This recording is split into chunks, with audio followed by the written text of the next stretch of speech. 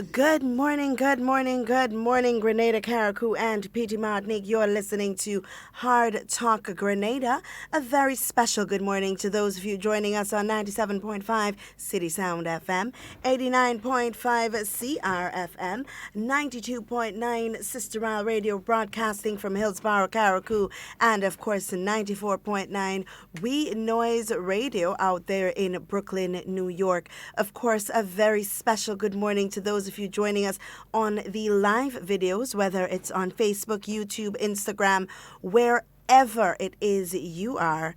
Good morning to you. A special good morning to those of you, my regulars, Betty, Delma, Rennie. Good morning to all of you. It's always a pleasure having you. To the boys on the carnage, and make sure they call every morning to give me words of inspiration. Good morning to you guys. I really do appreciate it. All right. This morning in studio with me, I have none other than Mr. Roland Bola. Good morning, Mr. Bola. Good morning to you, Miss Duncan, and good morning to all our listeners out there. It is again an awesome pleasure to be here with you to share information. All right. Well, we have a lot to talk about because, of course, we're coming out of a very... Well, my weekend was kind of quiet. So I can't say packed weekend. A kind of quiet weekend, but of course we had our National Day of Prayer yesterday, and I'm hoping that all of our listeners, all of our viewers did participate in their own faith in the National Day of Prayer. Mr. Bola, how was your prayerful day? Oh, prayer for me is every day. I say we need God at all times, but I believe that the initiative taken by government and, of course, the churches, because it was not just government. I recalled very early when we got a national address from our Prime Minister. He did mention the fact that an invitation was already sent out to the churches asking them to organize among themselves and to decide which day will be best for a National Day of Prayer. So it was something in the making for a little while, and it came to fruition yesterday, and I thought it was an excellent thing to do. I listened to part of the afternoon prayer. I think it came live. Mm-hmm. I don't know if other parts of the morning came live as well, yes. But I saw that afternoon part, which was being steered or chaired or whatever you want to say by our brother Defon Rocher. And, I seriously listened to some of the pastors. I didn't get all of it, but I thought when they prayed, they sounded very sincere. And I hope that the Grenadian people did take an opportunity or populace to at least for whatever time of day, whatever moment you had.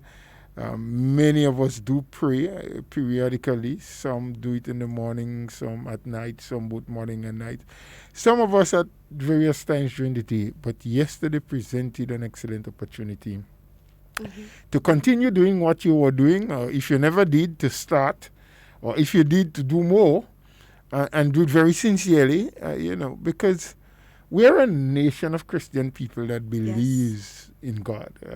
Doesn't matter whichever church we go to, evangelical, Protestant, or regular. I mean, there's so many names that they call these churches these days.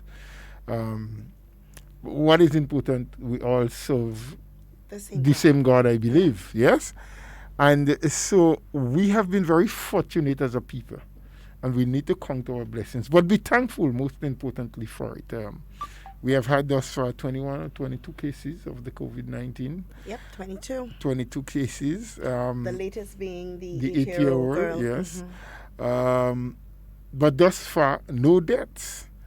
And we have to give thanks and praise to God. While we need to acknowledge the selfless efforts made by our medical personnel, especially those in the front line, our policemen and women, or the Royal Grenada Police Service, they have been trying to keep the peace, or religious leaders, or public in general, for adhering to all of the protocols, to our government, the minister, prime minister, for continuing to take the lead and to guide. And in times when the going gets tough and when it appears as though there was no solution in sight, and we wondered from whence our help will come, our government was there to steer that ship and to give us hope. And so for all of that, we need to continue to say thank you. So what I do hope, Mr. Duncan, is that while we had an excellent day yesterday, when so many churches came together, many pastors prayed for various things, various aspects of our lives here. While all of that was done, we as a people should take example from it and continue the prayers time and time again. Maybe one of the things that the government can look at, and a suggestion that can go forward, is we can use the same date, same time. Regularize it. Regularize it to have that once per year, you know. Every year you declare this particular day. Maybe they want to choose another day, I don't know. I'm just trying it. I was sitting there yesterday in the afternoon and listening to all of these pastors, and the thought just hit me that maybe this should be annual. I know there's a lot of things that are happening already as it relates to that, and we have in October when we have national service for Thanksgiving Day, and everything. We need to continue to give thanks. I mean, Grenada cannot do as well as it is doing. Even in the worst of times, even when our economy will have a negative, our people are still comfortable, because family, the odd case where they may come and they're not sure where the next meal is coming from. But in a general sense, people can find food in Grenada to eat. Yeah. If not of their own pocket, a friend, a neighbor, or a relative helps to provide. Yeah. And so we have to be cognizant that there is a power and so greater than what you and I as humans can give, that is there looking, protecting, assisting us, and giving thanks and praise is absolutely important. And so I commend and credit government 100%, credit the churches and the organizers and the people who participated.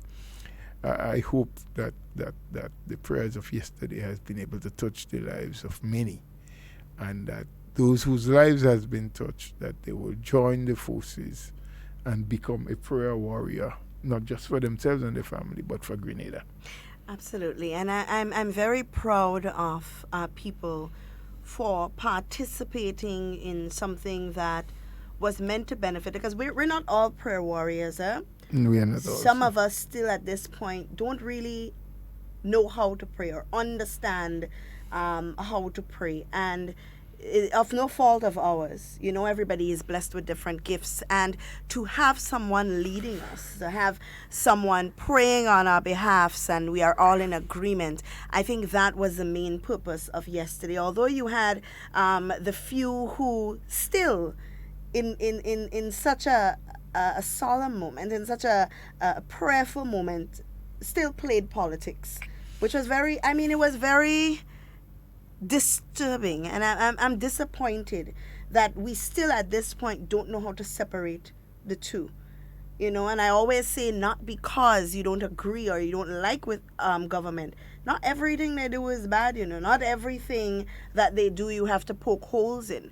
So yesterday we found situations where people were making comments along the line of being forced into Christianity, and you had people making comments along the lines of government trying to force the churches to do what they want them to do. And these were real comments from real people in Grenada, and it's very saddening to know that we still have people with that sort of mindset. And I remember very, very distinctly in the press conference on Friday that the minister would have made mention of other denominations. You may not be Catholic, you may not be evangelical, you may not be, you may be Muslim, You know, you may be a Baptist, whatever it may be, whatever your denomination is. The fact of the matter is, we worship and serve one living God. Good. So, however you choose to serve your God, yesterday was that day when we all in agreement, in one voice, praying for that one thing together. And that is what yesterday was supposed to be about, you know. So for people to take that and to play politics with it, it's very disappointing. And it just shows us that people would go to extreme levels, extreme lengths, you know, just to get their political opinion in. So it yesterday, I must say that it was a very, very important day, you know, for us as a people. It was a milestone for us as a people where we could utilize technology, where religions and congregations could come together as one for that one purpose in that one time, you know, and for us to achieve this great thing. It's a stepping stone for us, you know, as a nation and as a people. Well, Ms. Duncan, not everyone saw it that way. And so I am a little disappointed in you for being disappointed in some people. Because we have seen it. History has shown us constantly in this country. We don't all share the same philosophy politically. Yeah. We don't support the same party. But I oftentimes want to think that we want the best for our people, irrespective of which party we support. That's what I want to believe. But sometimes I get a doubt in my mind, such as yesterday and the comments that you were hearing.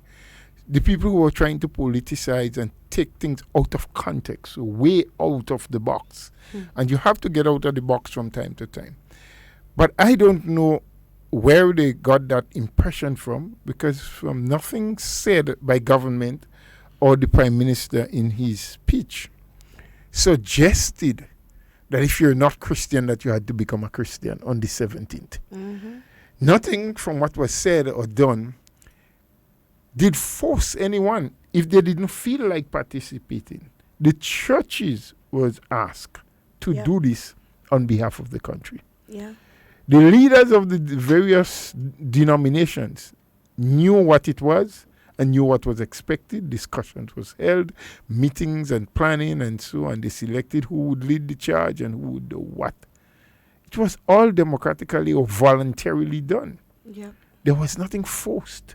No one was threatened to be thrown in jail or to be kicked out of the country if they did not participate as a religious leader. Yeah. It was all up to them. This thing was, or should be, yesterday's activity, something that people should have been longing for.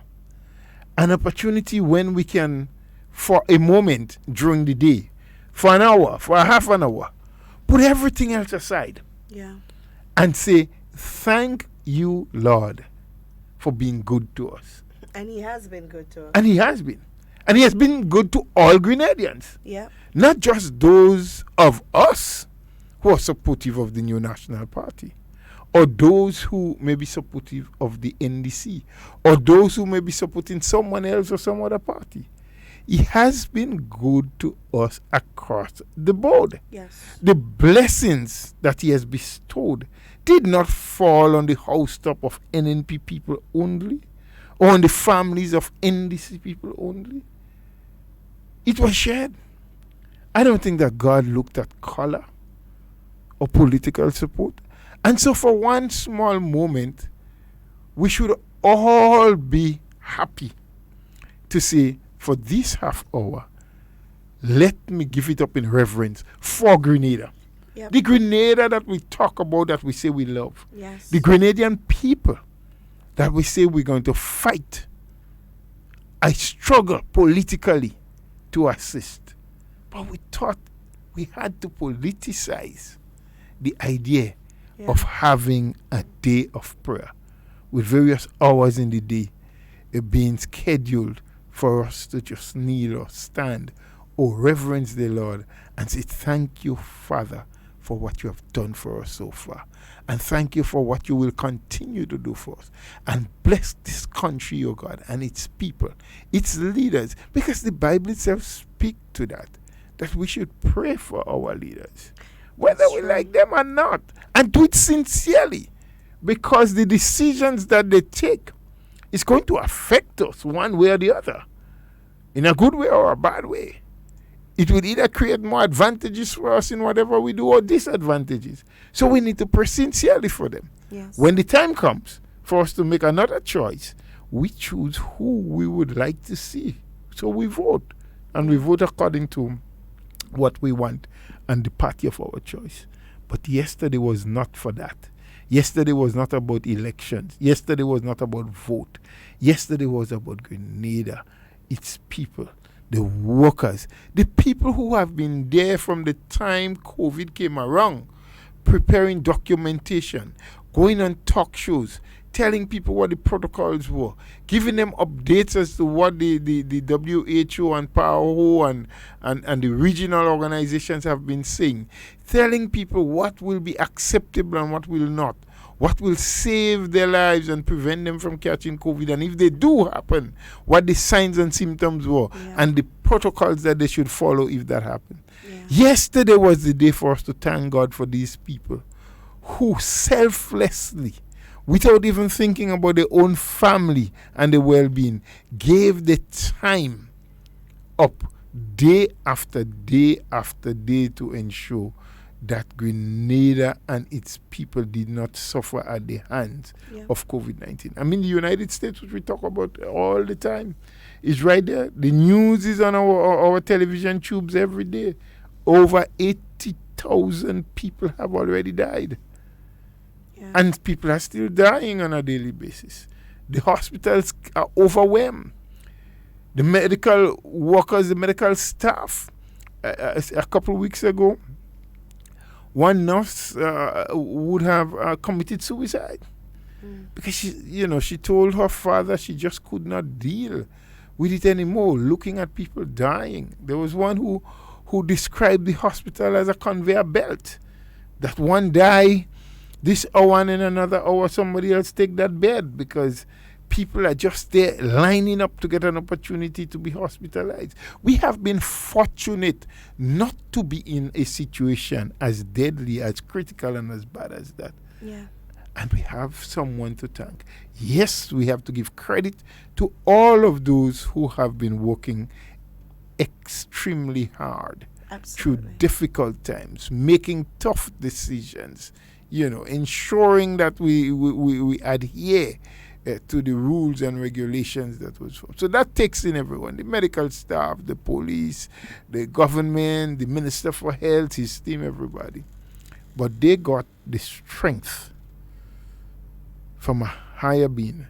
And yesterday was dedicated as a time to say, thank you, Lord, for what you have done for us. So those who are trying to politicize it, to make it sound as though the government is pushing things down people's throats, that the government is wanting to decide when we should pray, absolutely not. This is pure nonsense. It is about the government, because this thing didn't just come the morning and everybody had to fall in line by afternoon and get it done. For many months or many weeks, it's been planned. And I want to cut you there for the people who don't know what I'm talking about, for the people who think that we were just talking in general. This actually had to deal with a specific group of people who, on the day of prayer, on the day designated for prayer, where they should be on their knees thanking God for the fact that COVID-19 has not inserted itself into our society and wreaked havoc, and that we are only experiencing the minor effects of the virus. These people took to social media yesterday, and I'm going to read to you the post of one of those individuals, because somebody sent it to me and they were very upset that in this time that this could happen, and I think it's necessary for us to read it to the population, so you guys know the people that you're dealing with. Sometimes sometimes we talk a lot in code. I don't want to say in code, but we don't say in outright what somebody has said and why we choose to take this road of conversation. But let me share with you something that somebody posted yesterday. A very well-known activist of the National Democratic Congress, and I'll read it for you here. It reads, "I am getting angry over the insertion into the religious life of this country by Dr. Keith Mitchell and Pastor Emlyn Pay." That's how it begins. And it follows, "The back-to-back 15-0 victories by the new National Party and the emergence of COVID-19 does not give the government any right to well, I'm reading it exactly as it's written there, so if there's any error in syntax, please, it is not me. Any right to supremacy over our churches. The Constitution provides for the separation of powers between the government of the day and religion. We need to tell Dr. Keith Mitchell and Pastor Emlyn, who runs a small church in Grenville, to stop using the cover of COVID-19 to set operating guidelines and rules for our churches to prove the might of the government.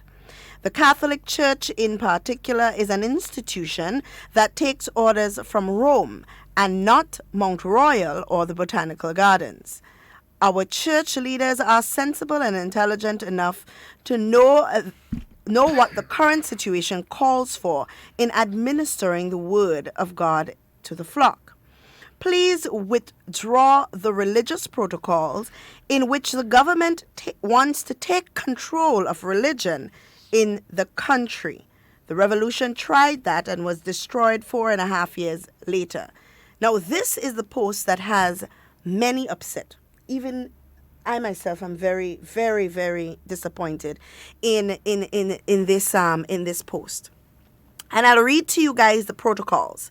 Now, first of all, the fact that the government, our leadership, is collaborating with and taking guidance from, and I want to stress on guidance because I myself spoke to the Minister of Religious Affairs, who is Minister Emlyn Pay.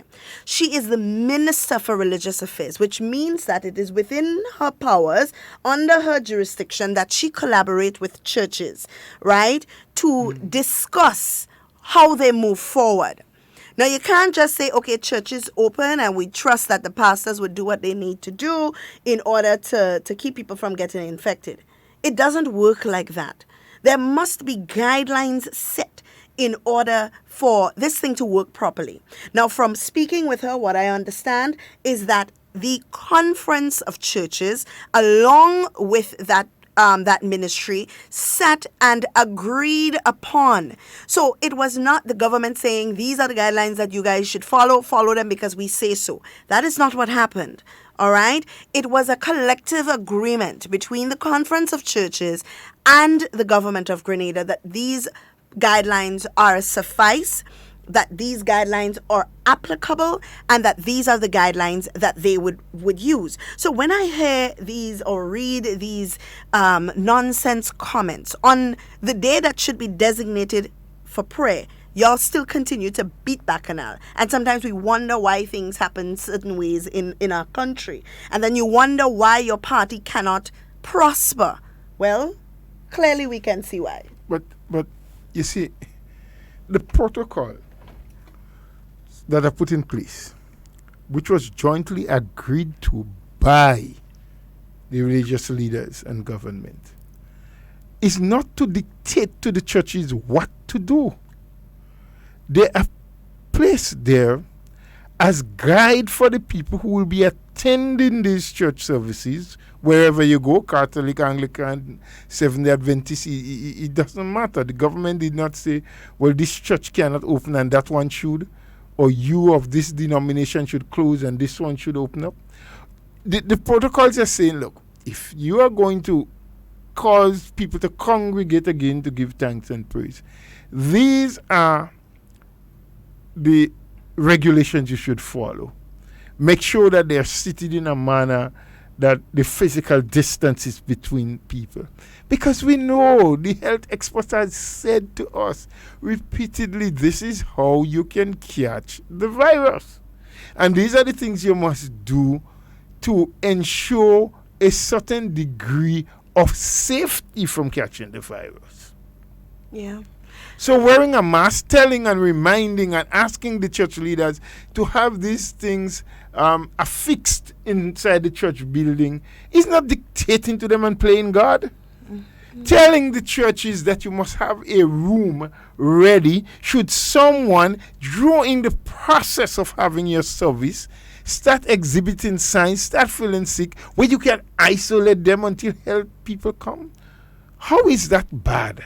Telling the churches, listen, if you have people of a certain age that have predisposed conditions already, these are the protocols you should take to try to protect them and ensure that they are safe. Come on. We don't kick everything in the road for a ball. Yeah.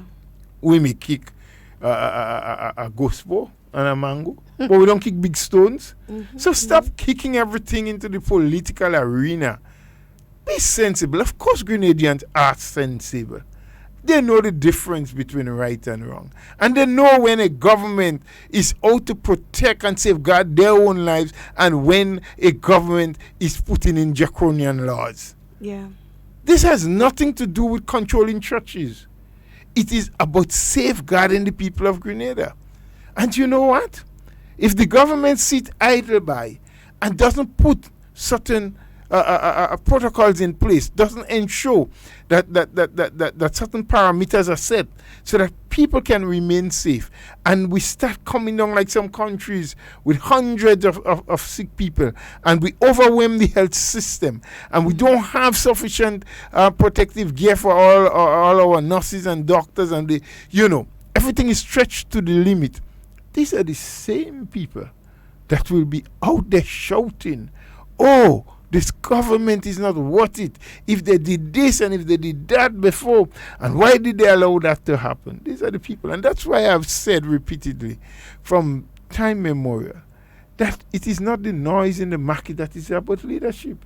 Leadership is about keeping calm, knowing the facts, and making sure that you take prudent decisions for the benefit of your people. Of course. And despite what you say on Facebook or wherever you go in the market square, you go wherever and say, this administration is going to listen to expert advice, is going to do things because they expect the results of what they do to be worthy and to be safeguarding the lives of Grenadian people, and to ensure that we do not put ourselves and our country and our economy and our workers in the health system under undue duress and stress. Of course. And let me outline for those of you who have not heard the protocols, and you be the judge yourself, whether it is dictatorship that's happening here or if it is bare guidelines to help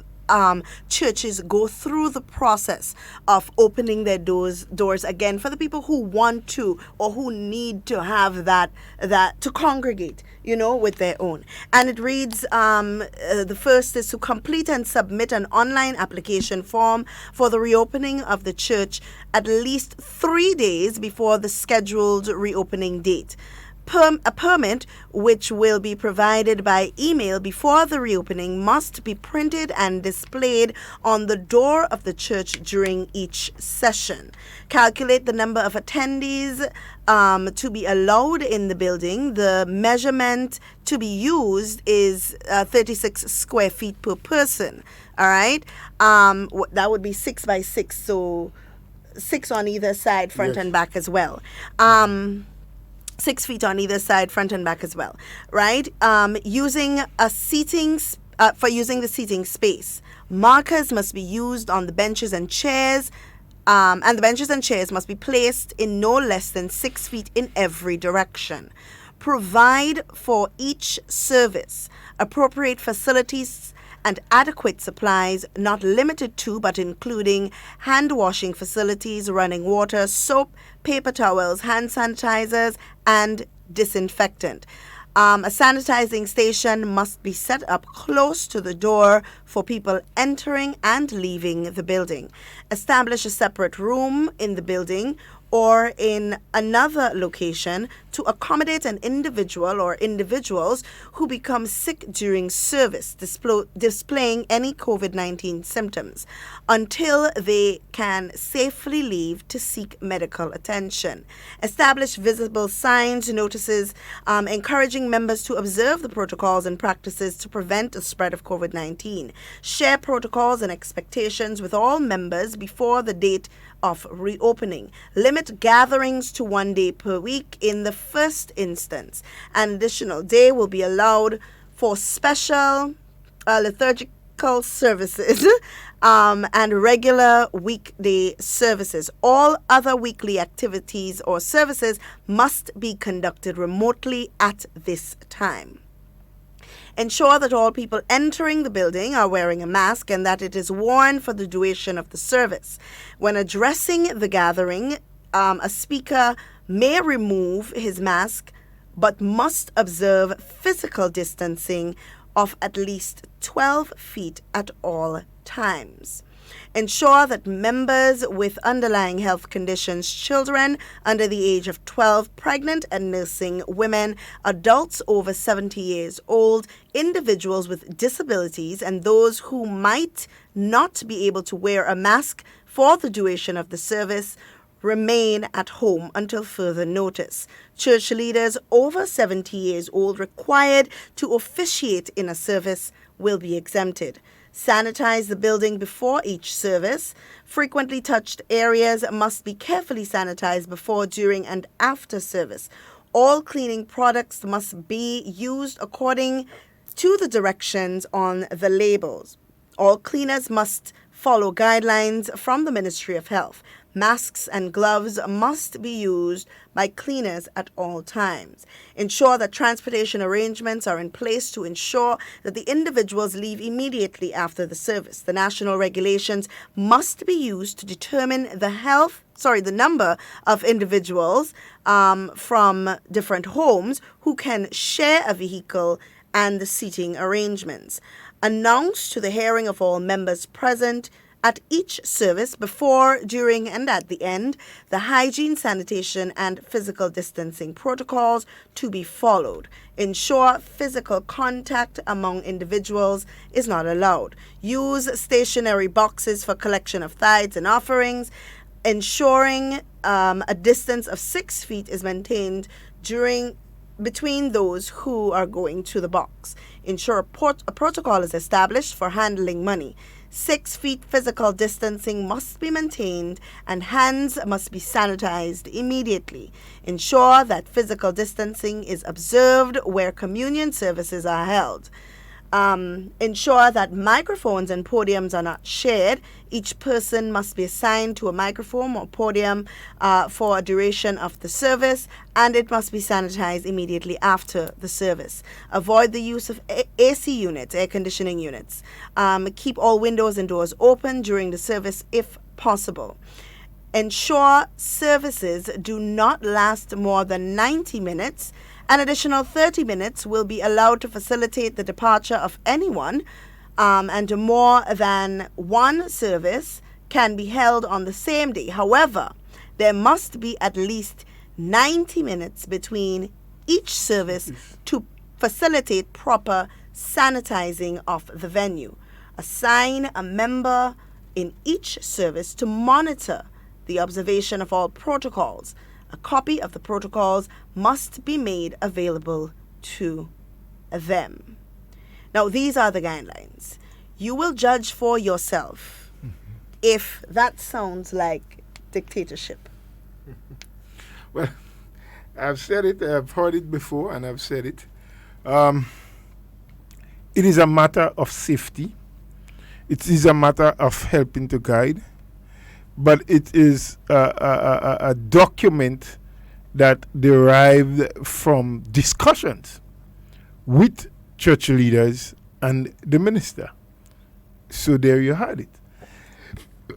They agreed to all of that, and all it's simply saying is, look, reminding people, you should stick these things up, remind people that they need to wash their hands, sanitize before you come in. We have been hearing that from the day we heard the word COVID. From the day we heard about the coronavirus, we've been hearing about sanitize, wash hands regular. So they're trying to ensure. It's a similar thing they've done to work sites where construction has now reopened up, and they said, look, apply to the ministry, we'll send someone to look at the site to ensure that you have a washing depot, as they call it, or a place where the workers has running water and soap where they can wash it, and ensure that you provide masks for your workers, ensure that you provide a hand sanitizer. So throughout the day, as they touch different things and they can sanitize themselves.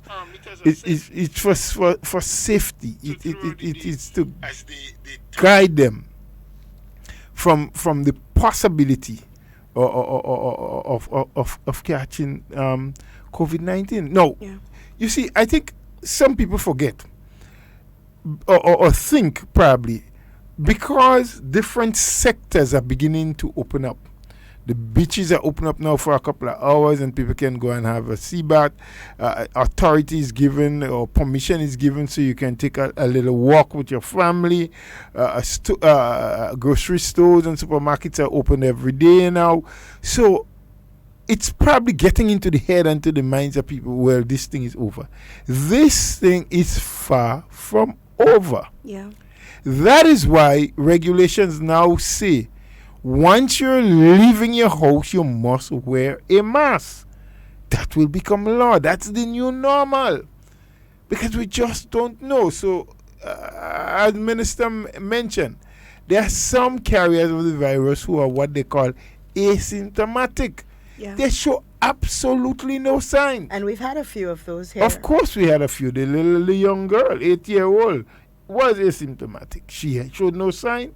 She was tested, found positive, and of course she came from a family where they had a case and what have you. So the point I'm trying to drive home is we cannot let our guards down. We cannot destroy the good gains we already had. So when guidance is being given, it is being given for the purpose of safeguarding our people. Of course. And we have our first caller for the morning. Good morning, caller. Miss Campbell. Miss Duncan. Miss Duncan, Miss Cammy. Well, I tell you, I'm forgetting. I'm getting senile. And good morning to Mr. Bola. You're not getting senile, Miss Cammy. Good morning, Mr. Bola. You might like what I have to say this morning. Mr. Bola and Miss Duncan, morning. Morning. And we're talking about the churches. The churches is with the people. Yes. It's not a building. Right. And Mr. Bola and Miss Duncan. And a lot of born-again believers in Grenada, they get worse. Some of them get worse. Yes. I'm telling you, Mr. Bola, listening. I live in Boucherjou. Yes. And I had to take medication that I cannot take it for myself. Mm-hmm. And I had to walk. And somebody born-again Christians and some of the pastors, I know them. Mr. Bola, they passing straight. They passing straight. They're even slowing down and say, well, I knew it far. You supposed to be a role model for me to follow. Yes. You as a born again Christian have to be a role model for me. When I see how you living, I will take a page from your book. Yes. They get selfish. But they're telling you, put the money, the tithe. They give you a number to go and donate the money. All the sudden the money. Yes. Mr. Bola. Yes. And Sister Duncan. I don't care who gets this money. I know me God. I don't talk to me God. Continue. I don't go in and give them no collection. I don't go in no church again. What? I insane. Yes. I insane. And I'm walking to go and get an injection because I'm so well. I get small. You lost some weight. Because Bola, them born again Christians, they get worse. We had to pray They for get them. so bad. We had to pray for them still. What? You're still praying? I don't spray. Yeah, pray for them. I don't spray. I don't spray and I cannot know. I don't only pray because of this thing they have in the wall. Yeah. I've been praying years. But I'm just telling you the thing. Yes. As Grenadian. Yes. They're passing in front of me though. If even not talking to you, you won't say good morning around here. Saturday reach and Sunday morning reach. Everybody goes to church. And we say we're a Christian nation. Are crying out for help, for transportation, to go and get me medication. Not one of them born again Christian. Not one of them believers. Say, well, let me make arrangement to get a transportation to help the sister. Not one. And you don't like people, you like the money, and you want to dress too much to go to church. I don't need none of you and gather with us. Some of them might be listening, Miss Kami, and they may change. They may change. Why I call. They may change. I know they're listening. Yes, they may I change. don't go in and shake hands with none of you again. Well, you shouldn't When shake hands now. Listen, let me say what I say. When you see me continue passing straight, if even things come out normal in the world, pass me straight. We one another keeper. We need each other. Yep. The whole world changed, Brother Bola. Yes, it does. And everybody. Yes. And next thing, I want to thank, you see, Peter? Yes. I want to thank that guy. Yes. And that man having responsibility of his family, of his grandchildren. You see that boy? Yes. That boy, that man calling you, that man wants to know everything all right? Yes. With you. Yes. That is people that care about people. They care. Yes. And I tell them when they call in my house, Brother Bola, Yes. don't call me to make hypocrite. Call to kind of people I'm all right. Sometimes one phone call you want to hear somebody wants to make you all right. Yes. I want to thank Mr. Watt in America, Ian in Canada, Patty in Canada, and all Deputy and all the Grenadians, and Miss Arlene, all the people in Canada that are looking out for me, and will always say something for Miss Kami. And the people in Grenada, they passing you straight. Remember who's one. Mr. Prime Minister, good morning and God bless you. Your food basket will never empty. You will always have food. See, have a blessed day, Grenada. Thank you, Miss I'll Kami. let out what I have to let out. I want to dead with that on my conscience. All right. All right. You and Bye-bye. I know. Take good care. Enjoy the rest Yes, of your Mr. day. Bola. Yes. And you do what you're doing. Okay, we Continue will. to do good. Don't do bad. Yes. Continue to do good. Yes. That you are children and God going to bless you for Thank what you. you're doing. Thank and you. also to Peter. Thank you. What? Big Babo, the Yes. only reason why they go lock me up if anybody say anything when I want Peter. I'm cutting them. That Me- guy is a good guy and I want to them to know that. Instead of saying bad, say good. Say good. I Say good agree. things, people. I But good agree. people. Have a blessed day, sir. Have a And Miss blessed day Duncan, yourself. Thank have you a for blessed calling. day, one and all. Take care. too. Take care. Mr. Vola, before you chime in on that, those last words that Miss Kami spoke were so powerful. We need each other. And sometimes we spend so much time talking negative, focusing on the negative, gossiping and spreading propaganda. And we get so excited about the negative and we don't get so excited about positive things. And you know, the Bible speaks about blessing people that hurt you. And I want to read it quickly. Coming off of a day of prayer, it's very suffice, and especially based on what Miss Kami said, and it just popped up to me, and it says, "Bless those who hurt you, bless them, and do not call down curses on them. Be joyful to those who are joyful. Be sad with those who are sad. Agree with each other. Don't be proud.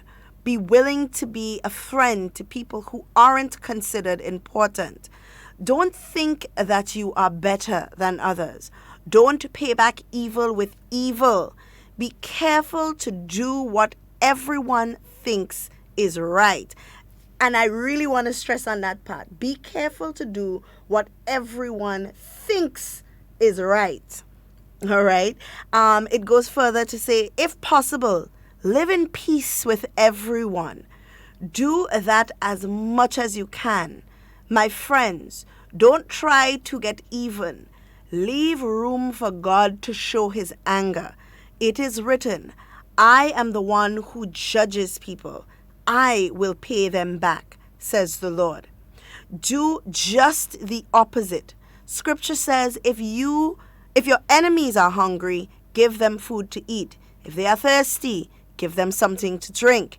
By doing these things, you will pile up burning coals on their heads.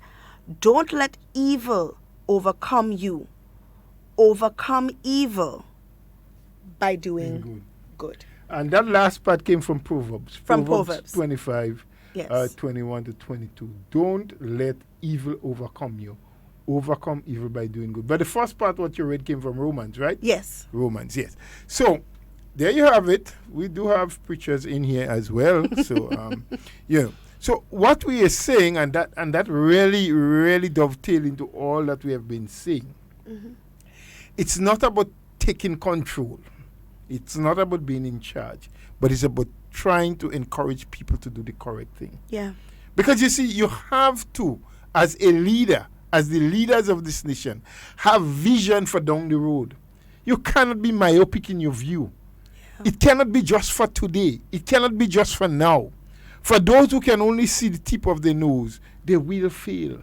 Yeah. And you remember the same Bible speaks about where the leaders have no vision, the people will perish. The people will perish. So the government and the people that are putting the protocols in place knows that there is a very, very, very great possibility that if we let our guards down, if we start behaving as though there's never been COVID-19, we start going everywhere without wearing masks, we want to gather and have parties, beach lime, house parties, going to dances, gathering at the bars again. We're not saying never ever again. I don't know that, but it will take a while. Yeah. And government will assess the situation. The authorities will continue to test and look down the line. And that's why everything is coming in phase.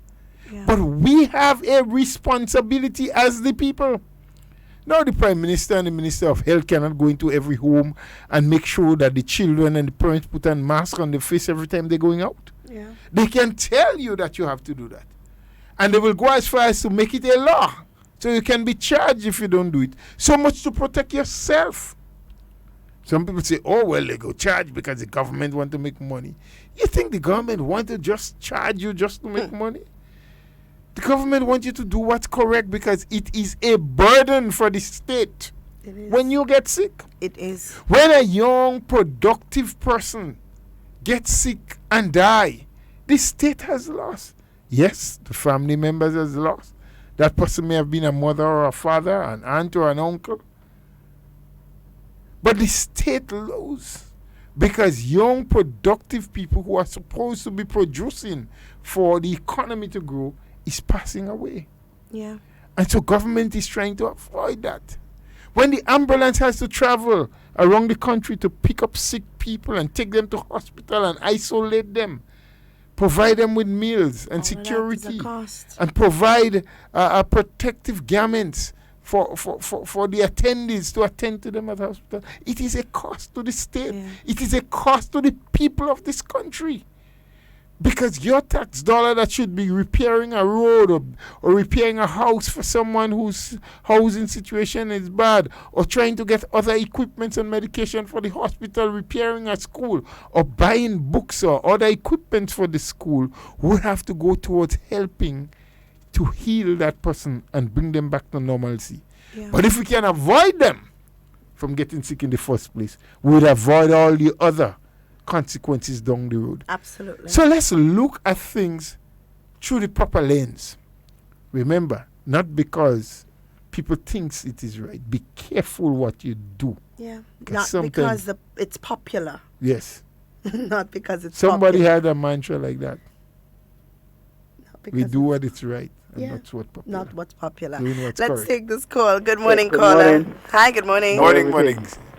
Yeah, Mr. Buller. Morning there. Okay. Mr. Buller, sometimes I ask myself, why people always waste their energy? Energy, speaking of, I said a lot of negative things that they cannot grow, that can help them, things that will not bring development to them. Because you have a government which is you elect to protect people. And the government is not doing anything without by themselves. If you have to look at the construction, when you talk about the open the construction, you have where they collaborate with the construction committee, with the churches, and they put guidelines. they put guidelines for the reopening of church, and this is the right way we have to go. We have to go. So, and also that when you listen to people, the people that don't say, well, they don't know better, they know better. I ask myself, what guidelines are they giving to the household as fathers or mothers? Are they encouraging children to obey the protocol of the World Health Organization? So if you encourage the children to do it, why, when the government do it, you have a problem? I see these people who criticize the government for doing what is right, they don't care about people, and they don't even care about themselves. Because what God say, you have to love your neighbor as you love yourself, or whatever you like for yourself, you should like it for others too. So I believe I know what the government doing is right, because we're still in the process. We know other woods yet. We're still there. So then we have to obey the guidelines of the World Health Organization to save people's lives. As the word God say, obedience is better than sacrifice. We have to obey instruction. I call upon the people. Let us come together to fight that. If we come together to fight the coronavirus, we will be victorious. Because the government are there to protect. The church people is the greater people. Right? So they are doing what is right. As Mr. Bola said at the time, he didn't do what is popular, but he doing what is right. And the government is doing what is right for the greater people because they care and they love the greater people. So Mr. Bola, God have blessed you and have a wonderful day. Thank you. Thank you for your contribution. We appreciate. You know what we usually see? We see a lot of criticisms, a lot of, oh, this is not the right thing to do, and this is backfire, and I'm still waiting for that backfire. You know, a lot of people criticize government, and a lot of people spend time focusing on the negativity in everything, that they can never see the positivity. I don't even think they have the capacity to see positivity anymore. Because when you look at their pages and you look at their lives, they've dedicated so much time to trashing and propaganda and criticism that you cannot see one iota of positivity that has emulated from whatever it is that they are doing. And you know it because you see it on their pages and you hear it in their voices, and it's the topic of their conversations, and it's very sad. And I often say that on this program, because there are a lot of programs out there that are very dedicated to sharing negativity. They base their whole hour and 2 hours on trashing Dr. Mitchell and trashing the new National Party and trashing the administration and trashing any policies and protocols that they come up with. And sometimes I wonder if they sit down every day and all they do is nitpick at all of the negativity that they can find and put it in a basket and sit and say, well, which negative thing am I going to speak about today? You know? And I wonder, how can somebody live their lives in such a way that their whole being is focused on just being negative and sharing propaganda and wishing for the downfall of an individual or an administration? How do you sleep at night, you know? That had to burn your chest. I mean, to me, if I vex for more than a couple hours, I start to feel sick. You know, literally, physically sick. I'm drained and I'm stressed. So I wonder, the people who spend years and years and years of just being negative, of just trying to pull down an individual and pull down an institution and pull down an administration, how do you guys feel? How do you guys cope with all of that negativity? I don't think I could handle it, you know. And that is why I focus on being positive. That is why I focus and especially try to focus and steer this program as much as possible down the positive lane, because we need a little bit of positivity in our lives. We need to hear about the good things that's happening in Grenada. We need to hear about some of the good things that are going on, the opportunities that are available for us. We need to hear that. All we hearing is government don't do this and government don't do that and thief and lie, and that's all we hear from those other programs.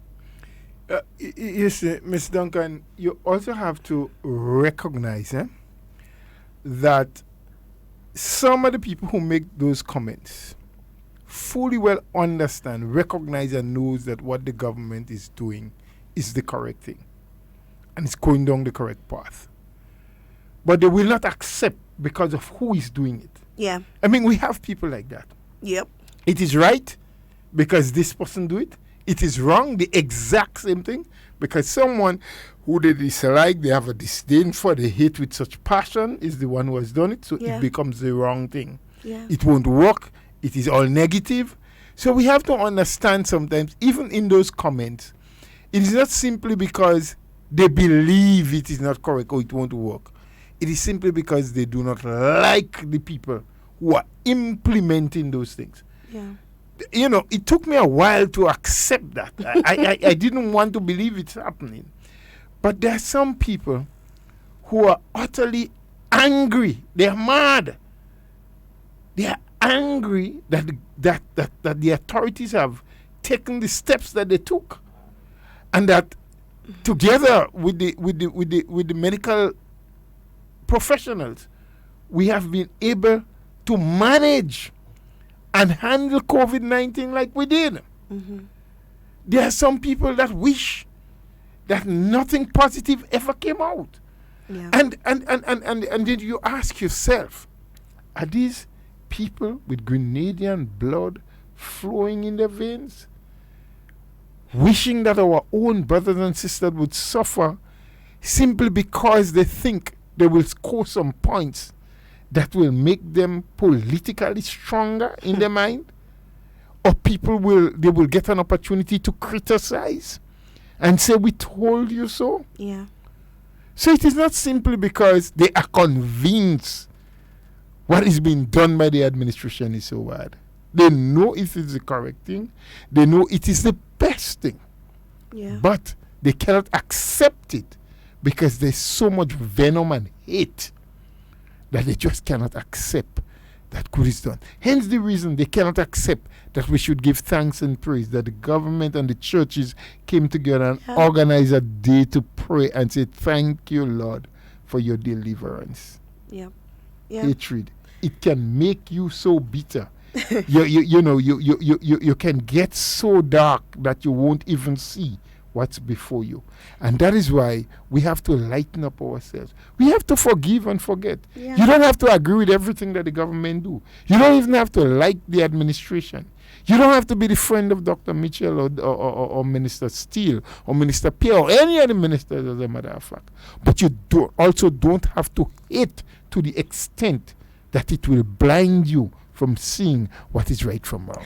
But also, Mr. Bola, a very important point that I want to bring up, and it's been on my mind, and I feel like I need to say it. And what better place to say it? There are some people in Grenada who outright lack respect, and it is upsetting. And I want to appeal to all of the hosts and media personnel of different programs to stop this disrespect from happening. Now, I cannot understand. I don't see it. I was not brought up in that way, and maybe even they themselves were not brought up in that way. But because it is becoming such a trend, they feel like they need to jump on the train as well. And that disrespect is in the form of not addressing people in their proper titles and by their proper names. So, for example, you would go on a public radio program or so on that's not only being listened to in Grenada but around the world, and you would refer to your prime minister as Keith Mitchell, or you would refer to a minister of government in a derogatory manner. And it must stop. It is disrespectful. I don't care, to be honest, if you don't like them. I don't care if you don't agree with them, but you have to respect the institution that they represent. You understand? So you have people calling on to the point, and you have people calling on beyond the headlines and so on, in informed discussions referring to their prime minister as Keith Mitchell, in his capacity as prime minister as Keith Mitchell. And I find it very disrespectful. And as hosts and media personnel, while we too may have our political objectives and so on, at the same time, there must be respect given. There must be respect given. And I wish that the office of the Prime Minister would write these talk shows and so on and ask them to refrain or have people refrain from doing that. And there's nothing wrong in saying, please do not refer to the Prime Minister in that way, or please do not refer to this person in that way. There's nothing wrong in saying that. Saying that doesn't mean that you're saying that you support their party or that you support their idea. It's just basic respect. For example, you can't walk into a classroom, or a student can't walk into a classroom and refer to their teacher as "Hey Mary" or "Hey Jones." That could never happen. Some of you cannot even walk into your own workplace. I can't walk into the workplace and say "Hey Bola." You understand? You can, but it just won't work out right for you. You understand? Some of them cannot walk into their own workplace and refer to their bosses by their names just like that without saying Mr. or Mrs. or Sir or Ma'am. But yet for all, the person that leads and guides our country, that represents an entire institution, is being referred to openly on air, public radio and television, as Keith Mitchell. And I find a very big problem with that. And I mean, I don't understand how more people don't see that as a problem. But for me, it is a very big problem. It means that you lack the basic respect to even acknowledge the fact that the man is an institution. You know? And that is very disappointing. For those of you who don't agree, you'd have to explain to me why you don't agree. But I dare any one of them today or tomorrow to walk into their workplace and call their boss Rolambola. Good morning. Well, I don't have no workers, so anybody could call me that way. But, you know, the point you're making goes to show sometimes, similar to what I said before, that we have such deep-seated hatred in us for individuals that we cannot even respect the position they hold and the institution from where they function. And it takes nothing from us. What it does is add. Yeah. By we showing that we can follow protocol, we can respect those who we have to, and we just follow the rules and regulations. Yeah. Do you have another call? Yeah, we have a call on the line. Good morning, caller. Oh, yes. Good morning to you. Good morning. How are you? Not too bad. How do you do? I'm good. Right. And good morning to Mr. Buller. Good morning to you, sir. And should I call him your guest or your co-host? My co-host. I prefer that. Well, I tell you, he has two hearts. Good day, sir. Good day to you, It's sir. always heartening hearing you. Thank you. You know?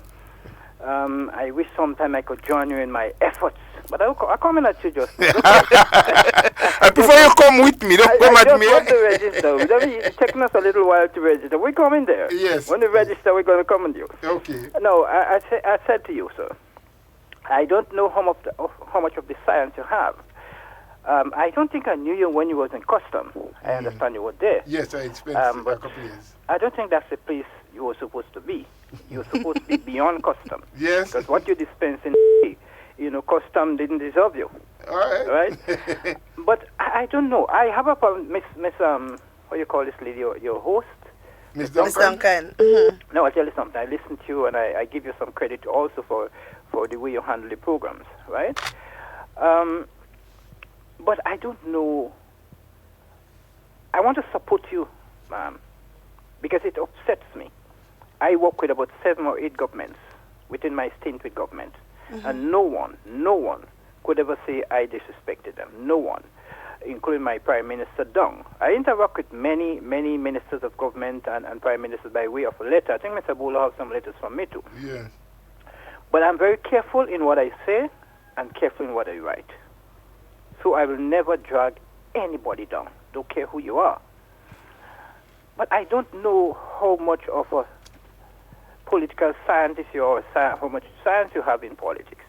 But over the years, I discover that whilst the politician dispense what you call the political science, the people below them doesn't understand the science of the politics. And so when the politicians interact on that hostile way sometimes to each other, the immediate occasion, behind the scene there are different people. But the followers does not see that. And I think that's where we're having the problem, where people doesn't understand the science of politics. And there are more politicians than the politicians themselves, because they don't understand the science of the politics which the politician dispense. And so I'm saying that people like Mr. Bowler and others have a job on their hands to show people outside that, look, this is politics. This is not politics. We are using the science of politics in many situations and tell them the science of politics, because science and politics sometimes, science is maybe a little rhetoric, a deviation from what you should do or what you didn't do, etc. And if the supporters does not understand that, and they listening to the politicians say, okay, yes, because the politicians say that yes, that's what they mean, and we should do X, Y, Z to protect them, and they damage the politician. So the politicians have a responsibility to say to the followers, look, we are politicians, and the way you see we behave, it's not any enmity. We behave that way because that is a stage, but we will not allow you to take over from us, to be that. And that's where we have the problem, that people are disrespecting politicians because of the position they hold in terms of where they are, in terms of the colors. Well, I support this party and he support this party. So we're supposed to be enemies. And it's not supposed to be that way. I interact with every single person. Don't care what political position you follow. I could interact with anybody. You'll never pick up anything. But my thing is based on a different premise. My thing is based on economic development, people's development. So I toe that line. Don't care who you are. So I don't go into what you call the political aspect, which will cause me to be rhetorical. I don't do that. So I'm asking Mr. Bowley, yes, it is very hurtful when I hear the names being called to our leader. It hurts me too. And sometimes I do a little correction with some of my good friends or so. But it is really annoying. It is really annoying. And it's not only here, it goes throughout the world. And is that the way they think or behave to the Prime Minister? The Prime Minister? This is not just an ordinary person. He's your Prime Minister. He's at that level. So don't see the man, see the office. Respect It's the office of the man. Yes. The man is a brilliant man, and even you should respect his brilliance, his education, his background. Respect that. But respect the office.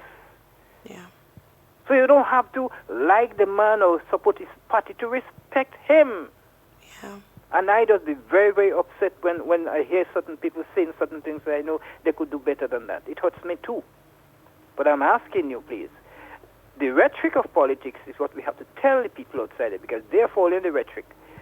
Strictly that the politician may give some time, and they take that and run with it. And that's not what the politician mean. Yeah. So I want to leave that to you, Mr. Bowler. You have something on your hand, but I wish you all the best, sir. All right. Have a great day. Okay. Yeah, I mean, the caller is right. Even if you don't respect the man, even if you don't like the man, you have to respect the office that he holds, you know? And I mean, this is no attack on any particular media host or any particular program. It's basically a clarion call to everyone, and not just any program, but people as well. We have to start respecting offices. You know, we have to start respecting portfolios. Because if we as individuals show blatant disrespect for the office of the Prime Minister, how do we expect our children to even show respect to, I mean, a teacher or somebody in society? So it just goes to show that respect is what is needed. Good morning, caller. Hello. Good morning, caller. Hello, good morning. I don't seem to be getting that caller, but we have another caller on the line. Good morning, caller. Yes, good morning. Hi, good morning. How are you? What, Miss Duncan? Hi. Mr. Bola? Mr. Bola stepped out. Sorry.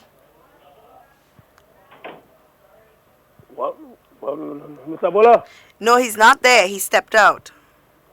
He step out? Yeah, he stepped out of the studio. But, oh gosh, is he really wanted to chat with you? Well, he'll be back. If you call at 12, call back after the program is finished. And we'll see how we can arrange for you to speak with him. Well, you know who's speaking here? Yes, I do. Up to now, nothing is working out yet, you know? Well, you would definitely have to speak to Mr. Bola. Yeah. All right? Yeah. All right. So, at 12 o'clock, call back? Call back at 12 when the program is over. Well, right. Just let you answer, please, eh? Okay. Yeah. Yeah, we have to respect, just give respect where respect is due. You understand? Because these are the same individuals, when they get into office, they will not like if somebody refers to them in a derogatory manner. They would want to demand the same respect that they do not give, you know? So we have to start having respect. And I felt like I needed to bring this up this morning because every single time I hear it, it irks me. You know, I cannot stand it at all to hear people just referring to our prime minister and to our ministers of government in such a derogatory manner. And your boss in your office, you cannot speak to like that, or you cannot refer to like that. Or the teacher in the school, you don't want your child to refer to like that. Or we expect our children to respect us and respect people in society, but we ourselves lack the basic respect. I mean, come on. You have to give to get, right? We have another call on the line. Hi, Miss Cammy. Hello. Hello. Oh no, she don't seem to be hearing me. Miss Cammy, if you're listening, you have to listen on the phone when you call me, right? Because there's always a delay on the radio. All right? So you have to listen on the phone when you call. Good morning, caller. Miss Duncan, if I was close to you, I'd have shake your hand. Miss Duncan, no. I just talk straight up, Miss Duncan. They have no respect for the office of the Prime Minister. That big head man, I don't call him name, that Dan Radio, he calling the Prime Minister all name. All name. And you're right. I don't listen to all the programs. On the point, and children, some of them, they just call him up. They have no respect. You must have respect for the man if you don't like him. For the office is all, my God. Eh? And the people that calling him all names, it is people that forget. They forget what that man did for them. That was hurting me. That has hurt me. They forget. He sent them to school. He helped some of them. And you have a lot of Grenadians that is they're ungrateful. You don't like the Prime Minister, but give him his respect. You're right. You're very right. Give him a respect. Yeah. I know I was waiting for your call, Miss Cammy. I know you would have called back and say something. Yes. Because I know it burns you. They don't respect what the Prime Minister told. They're calling him all kind of names. I don't want to refer the name of the scholars, man. And that has hurt me. Yeah. All names they calling the man. Look at the opposition leader now. He called him a dictator. You dare in office with him all the years. You just know he's a dictator. The hypocriteness. The hypocriteness with them. You understand? They have no respect for that man. And now it was the revolution and that might be sometime. They are jailed somebody. The Prime Minister is too soft. Yeah. It's too soft. You understand? They are eat jacket ways. They go in and put out the man jacket. When they go and take out his jacket and he tie in the closet in a field. They're too ungrateful. Have respect for the office you own. You're right, my man. Yeah. Have a good day. You too. Yeah, there are a lot of people who have been talking about this lately, about having respect for the office of the Prime Minister and respect for the office. The man is an institution. You have to respect institution. You understand? And then we wonder why we have so much issues with our children who are listening to us in conversation. Remember, children may not look like they're paying attention, but they pay more attention to what we say than the person that we are actually talking to. And they listen to us and they hear the things that we say, you know. And you have to understand that a child will emulate what you show them. So if you show them that this means nothing to you, this person does not deserve your respect, and that is why in some cases you have children going to school and not respecting their teachers because of what parents say at home about teachers. They may not say it to the children. They may be in conversation with their significant other or with some family friend or friend on the phone. And the child is listening to that. and you find your child gone to school and your child saying all kind of things to the teacher and you're wondering where it come from, it didn't fall out of the sky. They learned it from you. They learned it from us. You have to respect. And I remember in days as a child, it don't matter if your parents vex with somebody. You can't pass that person in the road and vex too. That is not your business. You understand? It's not your business. Because your parents teach you that regardless of how they may feel about a certain person, regardless of the situation, if it doesn't involve you, you must respect that person. And we are lacking a lot of respect. I look at a lot of social media posts and a lot of things. And just basic respect, we don't respect each other as people. You know? And I look at a lot of these things. I mean, I've been called a lot of names on Facebook. People who say you have to sing for your supper. People who say that you're drinking green Kool-Aid. People who say that I'm only talking because I'm being paid to talk. As if my common sense didn't work before all of this happened. You know, you think I just woke up one morning and was educated? You think I just woke up one morning and I was literate? No, it doesn't happen like that. Some people are very intelligent. Some people have a lot of great opinions, a lot of great ideas, and are not provided the platforms to use them. I was only fortunate that this platform was available to me. But it doesn't mean that because of this platform is the reason why I say the things I say. You know? So we have to be careful in how we address people, even individuals. You don't belittle somebody because you've been in a position that has exposed you to more people or exposed you to more situations or has put you in a place where you are called sir or where you are being saluted or you know, you don't belittle people because of that. Everyone is given opportunities based on their gifts, based on what they're exposed to. It doesn't mean that they deserve less respect. Everyone deserves the same respect. And we must give people the respect that is due to them. You know, so when I go on social media, sometimes I don't even want to interact on social media because the level of disrespect it's so real. And it's your own people, you know, people that you either grow up with, people that you see every day in communities, people that don't even know you have some of the worst things to say about you. And it's just because we don't respect each other as people. We don't see the value in each other. While you might be valuable in one place or in one career or in one situation, I may be more valuable in another. We may not all fit the same scope. We may not all fit the same, the same scheme. We may not even be valued on the same scale. But the fact of the matter is we are all valuable in some way or the other. And we must all respect that. Look at the people who you were looking down on. The cashiers in supermarkets were one of the most valuable people coming to COVID-19. You know, the sanitation workers that we look down on, they became some of the most valuable people during COVID-19. And these are the things that we must take into consideration, that we are all valuable in our own way. We have another caller on the line. Good morning. Hello, good morning.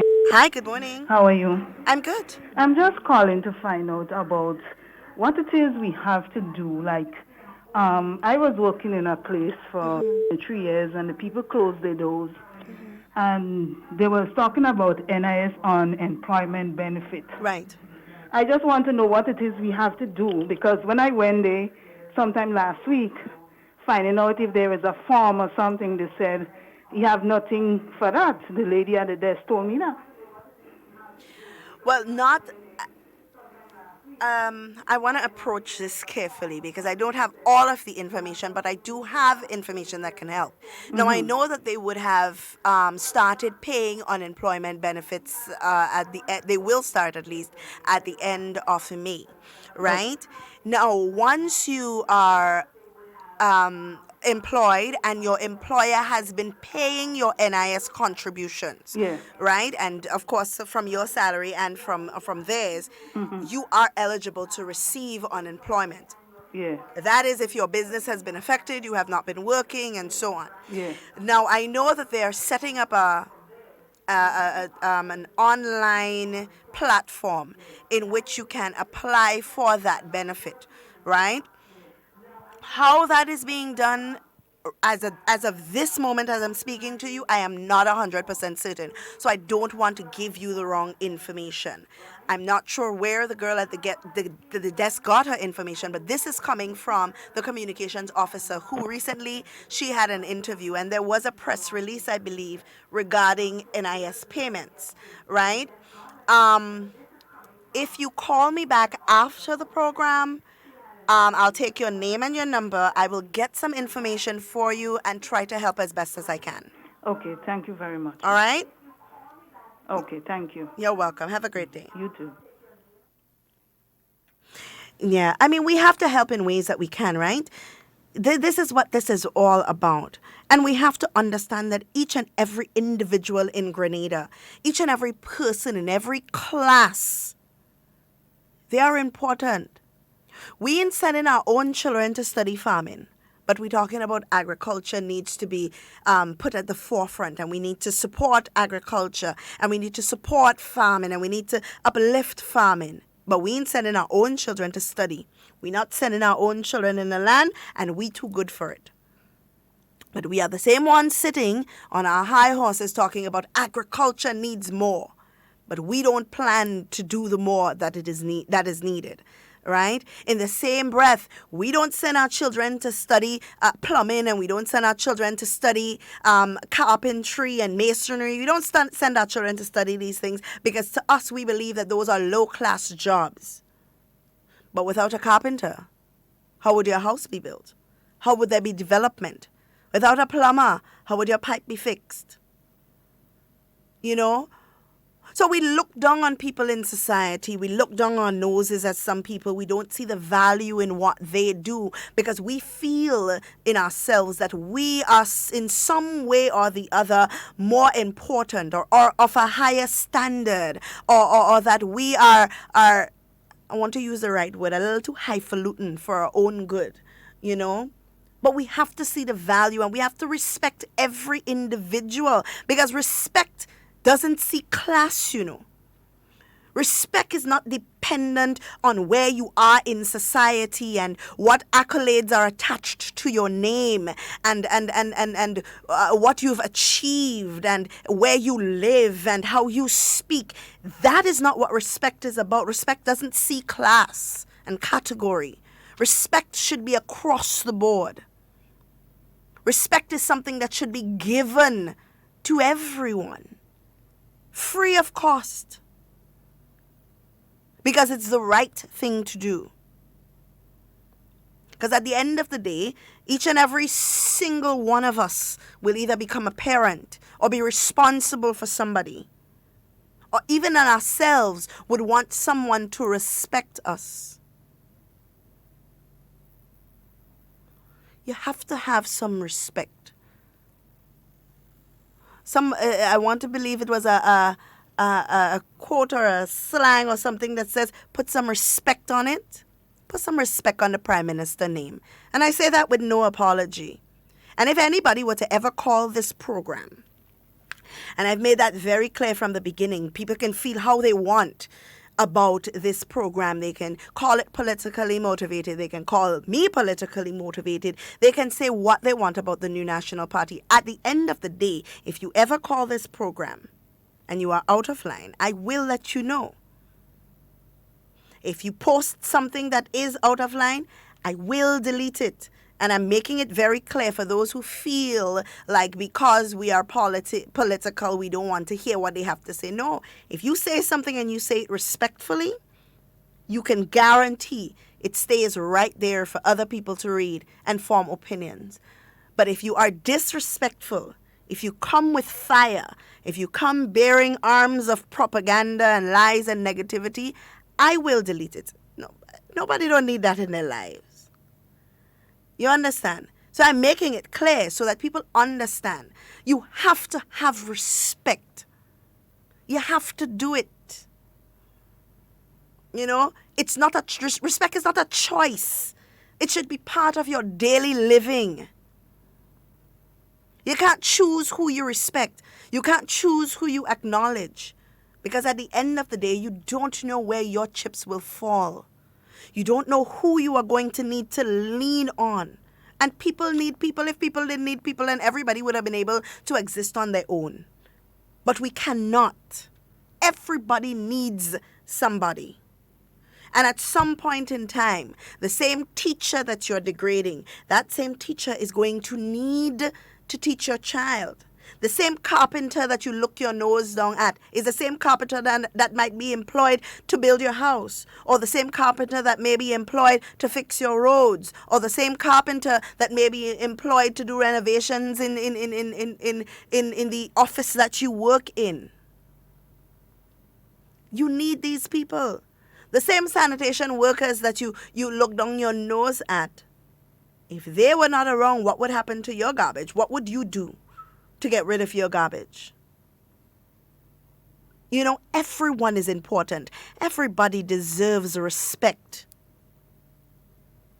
It is time for us as Grenadians to put away all of the negativity, to stop letting our lives be fueled by anger and hate and propaganda and dislike and disdain. It's time for us to put all of that aside and start looking at the positive things that we have going for us in Grenada. Sometimes we may not agree on everything, and that's okay. It's okay for us to disagree. It's okay for us to have heated conversations, heated debates on different matters. I would get into any debate and any conversation with anyone as long as I can hold my own. But what I will never do is disrespect anyone or make anyone feel less simply because you hold a degree higher, or simply because your office is higher than mine, or because you worked in because you've worked in some prestigious office. Doesn't make you a better person than me. We are all cut from the same cloth. We all deserve the same level of respect. Because in our own fields, we are all gods and goddesses. We are all essential in our fields. The situation is what determines when you will be needed. But we are all essential. Let us not forget that. Guys, we have come to the end of our program for today. As I always say, it's always a pleasure speaking with you. Remember, on Wednesday, we're supposed to have our Minister for Agriculture, who will be speaking more with us on what we can do to help improve the agriculture product. As individuals, as Grenadians, what can we contribute to ensure that our agriculture product is bigger and better? I'm also hoping to speak with the Minister of Tourism this week so we can start discussing the way forward. How do we improve the tourism product of Grenada? Because remember, when this is all said and done, when we open up our borders, everybody is going to be battling in the region for who can deliver the best tourism product to get their sectors up and running. We need to see what we can do in Grenada to get that started. What little ideas do we have that we can put into play? And with the GDP offering $40,000 at 3%, I mean, even I want to start a small business, you know? So let's start seeing what we can do as a people to contribute positivity and positive growth to our country. Guys, it's a pleasure speaking with you. In whatever you say and whatever you do, be safe and be secure. I always want to be talking with you and never about you. Please do enjoy the remainder of your day. Stay up to date with all that's happening with the new National Party, NNP. Send us a message via text or WhatsApp on 405-8683 with your name, email, and constituency. Stay in the know with NNP. Get updated. 5 things you need to know about self-isolation. Stay home. If you are told to self-isolate, it means staying at home, not going to work, school, or other public places, and you should not have any visitors. Separate yourself. If you live with others, then you need to stay in a well-ventilated bedroom with the door shut. If you have to share a bathroom, then use it after everyone else. Don't share towels and toiletries, as this may put others at risk. Call ahead. If you develop symptoms such as a fever or cough, then seek advice first by calling the Ministry of Health's hotline at 538-4787 or 458-4787. Please do not show up at a medical center or hospital, as this may put others at risk. Take care with waste. If you test positive, your waste should be double bagged and disposed of separately. Create a buddy system. If you live on your own, you can plan with friends and family to check in with each other and run essential errands if one becomes sick. Once sick, they should leave groceries on the doorstep. Why it's important. COVID-19 causes a mild illness for 4 out of 5 persons. Self-isolating will help protect the older generation and those who may have underlying health problems from getting infected.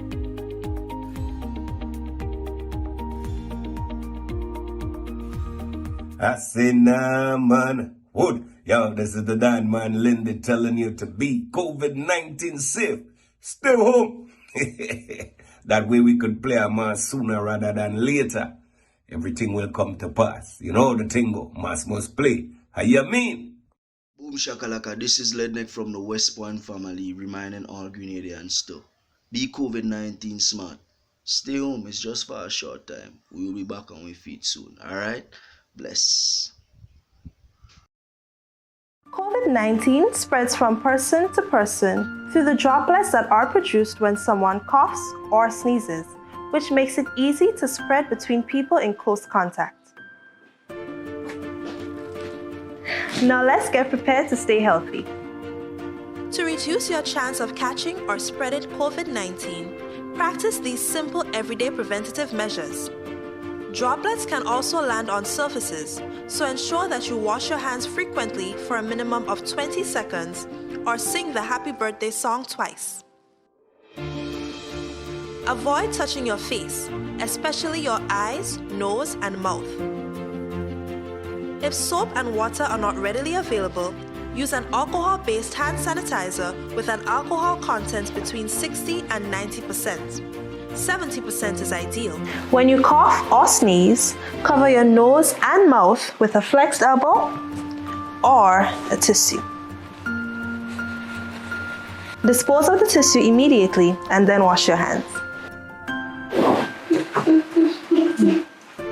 If you notice someone has a fever and cough or other symptoms of respiratory illness, avoid close contact when possible. Let's all do our part to ensure that each and every Grenadian remains healthy. Our health is our collective responsibility.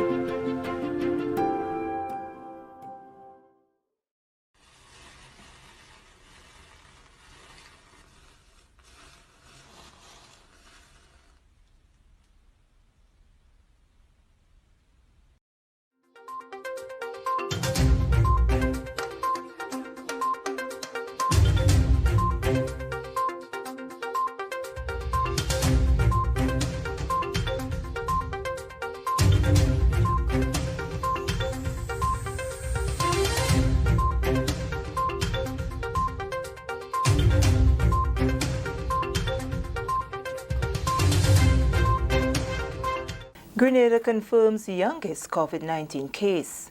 Details to this story and more in the National Report.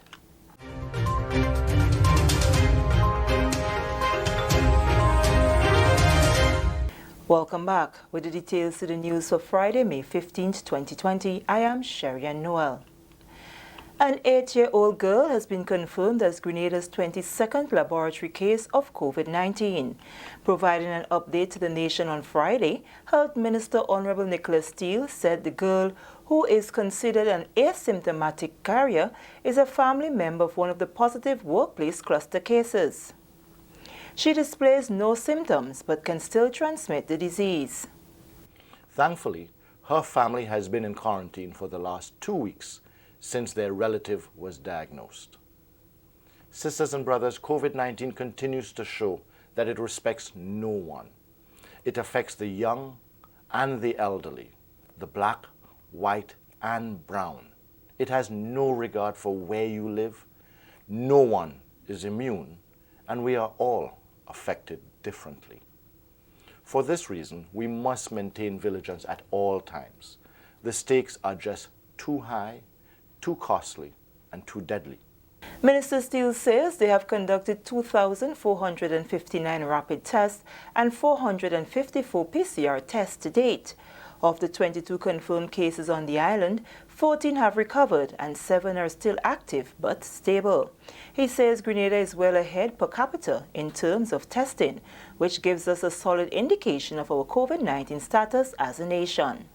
We believe that we have a solid virus tracking strategy, which we have improved on since our first case. This continuous and aggressive contact tracing conducted by our health officials have made a significant difference in this fight. Brothers and sisters, we are at a critical junction in Grenada. Our primary focus continues to be public health and safety, but as a government, we are also trying to balance economic considerations. More businesses are open and more people are out daily. The beaches are accessible once again during the morning hours, and outdoor exercise is now commonplace. It is easy to drop our guards because on the surface, it appears that much is back to normal. But make no mistake, nothing will be normal for months, if not years to come. And we definitely cannot afford to be complacent and lackluster in our engagements. Moving along, Grenadians will begin receiving unemployment benefits from the National Insurance Scheme NIS later this month. Prime Minister and Minister of Finance, Dr. the Right Honourable Keith Mitchell, gave this assurance on Sunday as he delivered a national address in which he provided updates on the various economic stimulus measures previously announced by the government. The sum earmarked for this particular benefit is $10 million, and it is expected to cushion the fallout being experienced by those who have lost their jobs as a result of COVID-19. Later this month, the National Insurance Scheme is expected to begin paying unemployment benefits to eligible persons. It is estimated that more than 5,000 persons will receive those benefits disbursed over the next 6 months. The suspension of the 2% increase in NIS payment is already in effect and will cover the period April to June 2020. When Dr. Mitchell spoke in the House of Representatives in April, presenting the motion for the supplementary estimates, he noted that everyone in some way has been affected by the effects of COVID-19, but the support cannot take the same form for all concerned. In preparing for the rollout of this benefit, the NIS is working with the Attorney General's chambers to make the necessary legislative changes. These are expected to be finalized shortly and publicized in the Government Gazette.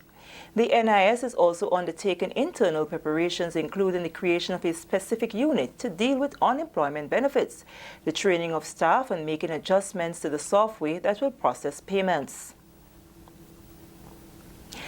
The Royal Grenada Police Force plans to undertake a post-mortem of the temporary arrangements that were implemented for vehicle inspection at the National Stadium, Guelph, and the Pearls A Strip. Officer in charge of Traffic Department, Randy Cannott, says the operation has surpassed the expectation, and there are now wide calls for a similar model to be permanently implemented. I must say that this operation surpassed our expectation, and the feedback has been encouraging thus far. The most noted feedback has been the appeal from a wide cross-section of the public to keep this new approach for the inspection. It is something that has been tabled already, and at the end, it will be one of our biggest takeaways. Because when this arrangement comes to an end, and it will come to an end next Friday, this would be followed by a major postmortem and recommendations would be tabled to the RGPF executive for consideration. The inspection is into its 6th day, and Superintendent Connott says the inspection days will be increased in the coming week. To date thus far, with the inclusion of Carriacou, we have inspected, we have seen 2,533 vehicles passing the inspection. But we have inspected much more than that because not all of the vehicles visiting the site actually pass the inspection. This is an interim measure, and though there were some challenges experienced by some members of the public, mostly because of the large number of vehicles coming into the inspection center, as I said, we had to adjust along the way, and we will be moving to add more days coming into next week. One of the vehicle inspection lanes will also be allocated specifically for senior citizens, 65 years and older. This is the National Report. More news after the break. Protect yourself and our community from COVID-19. Wash your hands frequently with soap and water for at least 20 seconds. If soap and water are not available, use an alcohol-based hand sanitizer with at least 70% alcohol. Use a tissue when blowing your nose, sneezing, or coughing. Immediately discard the tissue properly and wash or sanitize your hands. Avoid close contact with people who are sick. Let's do our part to ensure that each and every Grenadian remains healthy. To stay up to date, visit the Government of Grenada's webpage or the Ministry of Health's Facebook page.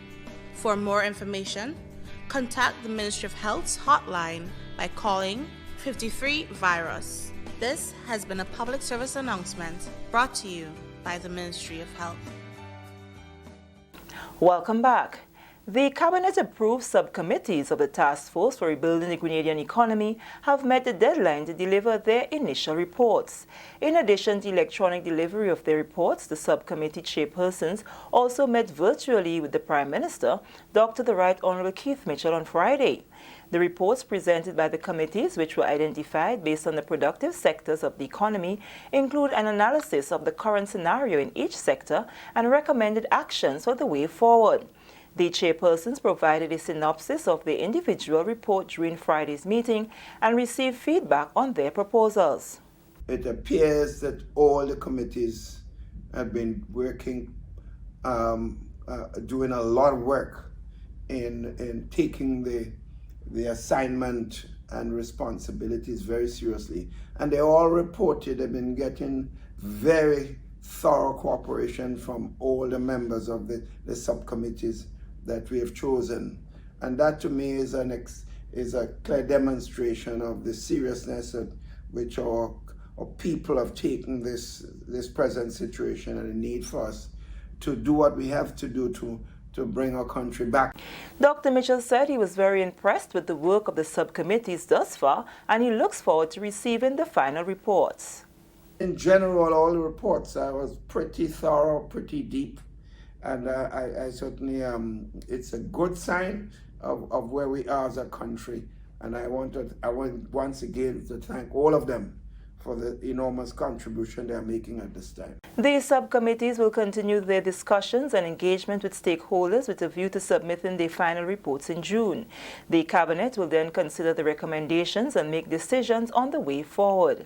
In a separate development, the International Monetary Fund, IMF, is predicting economic growth of 6.25% for Grenada in 2021. The projection is contained in the latest IMF country report on Grenada, issued after the IMF Executive Board recently approved the disbursement of US $22.4 million for Grenada under the Rapid Credit Facility to help the country deal with the economic impact of COVID-19. Grenadians are being reminded that even while there has been a gradual easing of restrictions, we are still under a state of emergency. That reminder from Superintendent Vannie Kerwin, officer in charge of community relations, during a press conference on Friday. He said even while it was announced that beaches are open for a specified amount of time, rules and regulations must be followed. The easement of this restriction did not come with the relaxing of the established protocols that we have now become accustomed to. Neither was it an opportunity for our citizens to violate the emergency powers regulation by commencing beach parties and beach fetes. We have seen quite a lot of that this week. Mr. Prince was making the point that easement does not mean we're back to normal.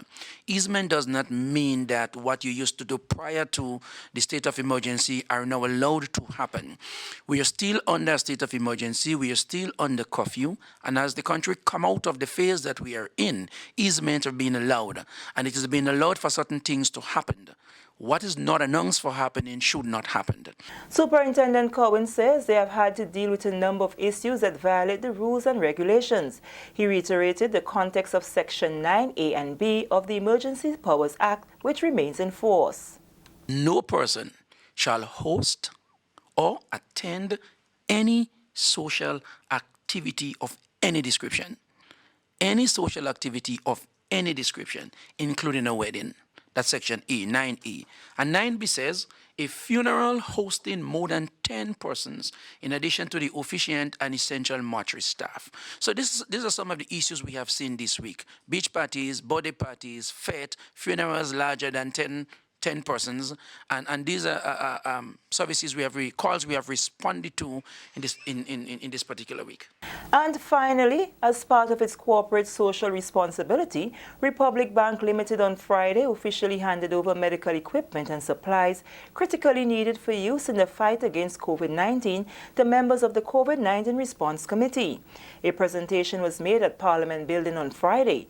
This donation, valued at US $40,000, is made possible under the bank's social investment vehicle, the Power to Make a Difference program. General Manager of Credit, Ms. Kalawati Brikram Singh, made the presentation to Ministry of Health and reiterated the bank's commitment to providing support to citizens through various initiatives. She said, and I quote, "This gesture is another step towards addressing some of the immediate needs of our citizens and is in keeping with our parent company, Republic Financial Holdings Limited, initiatives under the Power to Make a Difference program towards both long-term rebuilding efforts and immediate requirements in the fight against COVID-19 across all the territories in which it operates." RFHL has a long history of investing in communities and assisting the most vulnerable amongst us, and this donation is a part of our contribution to assist in this fight, end of quote. Also making a presentation to the Ministry of Health was General Manager of Rubis, Charles Archer. He presented to the Minister of Health 5,000 face masks and 2,000 gloves, totaling $12,000, to be distributed to its frontline workers in the continued fight against COVID-19. And with that story, come to the end of the National Report for Friday, May 15, 2020. Now for a recap of the top story. Grenada confirms the youngest COVID-19 case. On behalf of the entire news and production team, I am Sharia Noel, thanking you for viewing.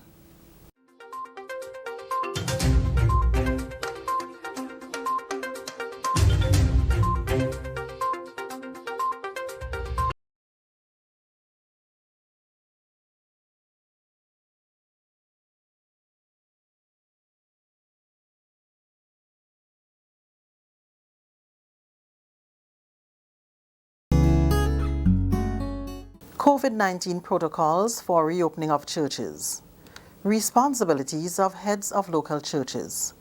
1. Complete and submit an online application form for the reopening of the church at least 3 days before the scheduled reopening date. A permit, which will be provided by email before the reopening, must be printed and displayed on the door of the church during each session. All forms must be submitted to the Permanent Secretary in the Ministry of Religious Affairs, and approval will be granted based on approved national protocols and regulations. 2. Calculate the number of attendees to be allowed in the building. The measurement to be used is 36 square feet per person, using the seating space. Markers must be used on benches, and chairs must be placed no less than 6 feet in every direction. 3.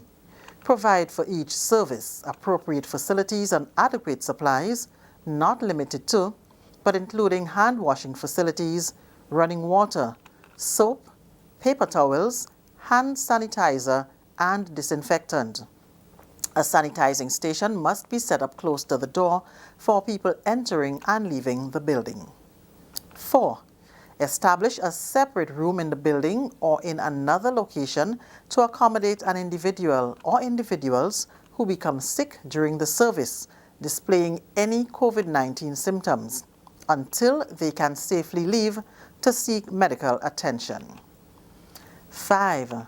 Establish visible signs, notices encouraging members to observe the protocols and practices to prevent the spread of COVID-19. 6. Share protocols and expectations with all members before the date of reopening. 7. Limit gatherings to 1 day per week in the first instance. An additional day will be allowed for special liturgical services or regular weekday services. All other weekly activities or services must be conducted remotely at this time. 8. Ensure that all persons entering the building are wearing a mask and that it is worn for the duration of the service. When addressing the gathering, a speaker may remove his mask but must observe physical distancing of at least 12 feet at all times. 9. Ensure that members with underlying health conditions, children under 12 years old, pregnant and nursing women, adults over 70 years old, individuals with disabilities, and those who might not be able to wear a mask for the duration of the service remain at home until further notice. Church leaders over 70 years old required to officiate in a service will be exempted. 10. Sanitize the building before each service. Frequently touched areas must be carefully sanitized before, during, and after each service. All cleaning products must be used according to the directions on the label. All cleaners must follow guidelines from the Ministry of Health. Masks and gloves must be used by cleaners at all times. 11. Ensure that transportation arrangements are in place to ensure that all individuals leave immediately after the service. The national regulations must be used to determine the number of individuals from different homes who can share a vehicle and the seating arrangements. 12.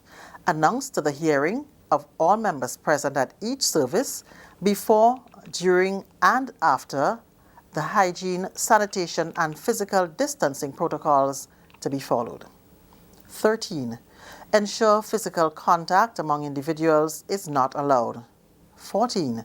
Use stationary boxes for the collection of tithes and offering, ensuring a distance of 6 feet is maintained between those who are going to the box. Ensure a protocol is established for handling of money. 6 feet physical distancing must be maintained and hands must be sanitized immediately after. 15. Ensure that physical distancing is observed where communion services are held. Individuals involved in distribution must wear gloves and must use hand sanitizers containing at least 70% alcohol.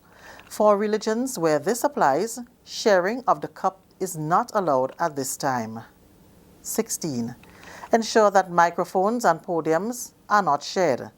Each person must be assigned a microphone and/or podium for the duration of the service, and it must be sanitized immediately after each service. 17. Avoid the use of air conditioning or AC units. Keep all windows and doors opened during the service, if possible. 18. Ensure services do not last for more than 90 minutes. An additional 30 minutes will be allowed to facilitate the departure of everyone. More than one service can be held on the same day. However, there must be at least 90 minutes between each service to facilitate proper sanitizing of the venue. 19. Assign a member or members in each service to monitor the observation of all protocols. A copy of the protocols must be made available to them. Responsibility of Coordinator of Religious Affairs. 1. Ensure that all requests are responded to within 2 working days. 2. Ensure that only applications meeting the protocols approved by the Ministry of Health are permitted. 3. Ensure monitoring systems are in place. Funerals.